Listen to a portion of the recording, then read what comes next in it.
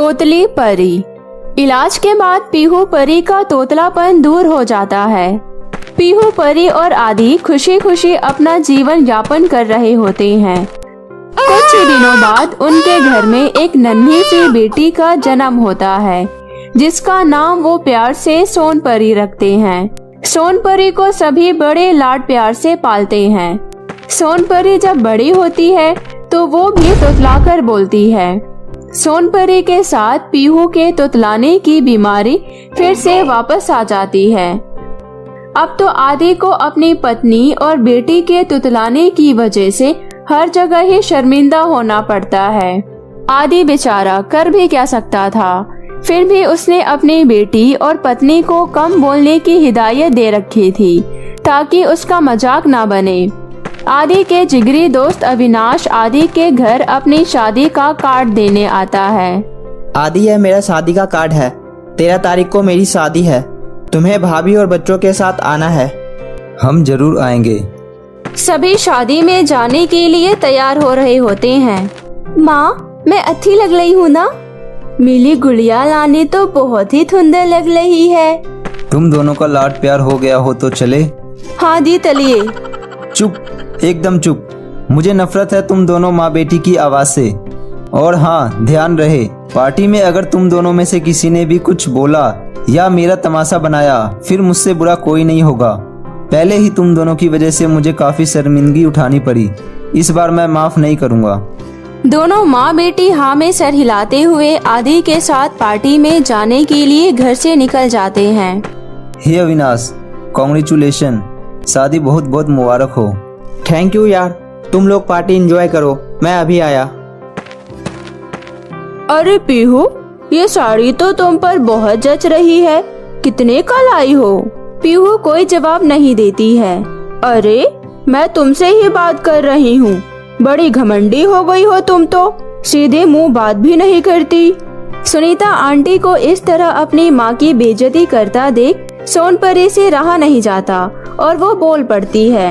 अरे आंटी, पापा ने माँ को किसी से भी बात करने से मना करा है, तभी तो मेरी माँ तुमसे बोल नहीं रही। अरे, कैसे तुतलाते हुए बोल रही है? चुप, एकदम चुप। लो, नहले पर दहला। अरे बेटी तो बेटी, माँ तो उससे भी बड़ी तोतली है। ये सब सुन वहाँ खड़े बाकी सारे मेहमान पीहू और सोन परी पर हंसने लगते हैं। अरे आदि बेटा, तुम तो पढ़े लिखे हो, अच्छा खासा कमाते हो। तुम इस तोतली को कहाँ से उठा ले आए? तुम्हें और लड़की नहीं मिली थी क्या? आदि को तो ऐसा लगता है जैसे मानो किसी ने बिना धार वाले चाकू से उसका गला काट दिया हो, लेकिन वो अपने दांत पीस कर रह जाता है और पार्टी से बिना खाए चला जाता है। सोनपरी के पापा, मुझे माफ कर दो। दूर हो जाओ तुम दोनों मेरे नजरों से। मुझे तुम दोनों की शक्ल नहीं देखनी। अकेले छोड़ दो मुझे। न जाने किस जन्म का बदला ले रहे हो तुम दोनों माँ बेटी मुझसे। चले जाओ यहाँ से। पीहू अपने कमरे में जाकर जोर जोर से रोने लगती है। तभी उसे अपने परिलोक की याद आती है। इस बीमारी का इलाज तो डॉक्टर भी नहीं कर पाया। इस बीमारी का कोई न कोई तोड़ तो लानी पली के पास जरूर होगा। मुझे उनसे मदद लेनी चाहिए। इतना सोचकर पीहू अपने असली रूप में आकर परिलोक में जाती है। लानी माँ, अब आप ही मेरी मदद करो। ना जाने मुझे किस पाप की सजा मिल रही है। और मेरी बच्ची तो मासूम है, इसमें उसका कोई दोष नहीं। फिर उसे क्यों बाप का प्यार नहीं मिल पा रहा है? पली माँ, बताइए ना, मेरे साथ ऐसा क्यों हो रहा है?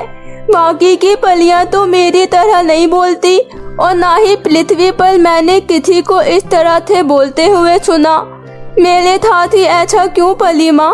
बताइए मुझे। इसमें तुम्हारा कोई दोष नहीं है पीहू परी। दोष नहीं है तो सजा क्यों मिल रही है मुझे?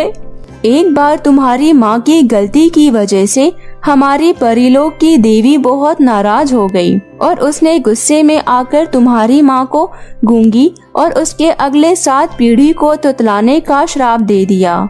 तुम्हारे साथ ये जो कुछ भी हो रहा है वो देवी के श्राप की वजह से हो रहा है। गलती तो मेरी माँ ने किया ना, फिर उसकी सजा तो उन्हें मिल गई। इसमें मेरा तो कोई कसूर नहीं है पली माँ, और ना ही मेरी बच्ची का कसूर है। फिर सजा हमें क्यों मिल रही है? इसका कोई तो उपाय होगा पली माँ। मैं अपने पति को और ज्यादा शर्मिंदगी नहीं उठाने दूंगी।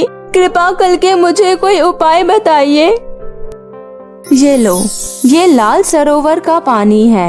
इस पानी को तुम इस परीलोक की देवी के ऊपर चढ़ा देना और बाकी का पानी तुम और तुम्हारी बेटी दोनों पी लेना। इससे तुम श्राप मुक्त हो जाओगी और तुम्हारी बेटी भी ठीक हो जाएगी। धन्यवाद रानी परी। रानी परी माँ के बताए अनुसार पीहू उस पानी को परीलोक की देवी के ऊपर चढ़ा देती है और देवी को प्रणाम करती है। फिर वो वहाँ से पृथ्वी लोक वापस आ जाती है। पीहू बाकी बचा पानी खुद और अपनी बेटी सोनपरी को पिला देती है। माँ, आप कहाँ चली गई थी? मेरी बच्ची, तुम्हारी आवाज तो ठीक हो गई। अरे तुम बिल्कुल भी नहीं तोतला रही हो। हाँ माँ, आप भी बिल्कुल अच्छे से बोल पा रही हो। अब तो हमें पापा की डांट भी नहीं सुननी पड़ेगी और पापा को हमारी वजह से शर्मिंदगी भी नहीं उठानी पड़ेगी। आधे गेट पर खड़ा दोनों माँ बेटी की बातें सुन रहा था। उसे अपनी गलती पर पछतावा हो रहा था।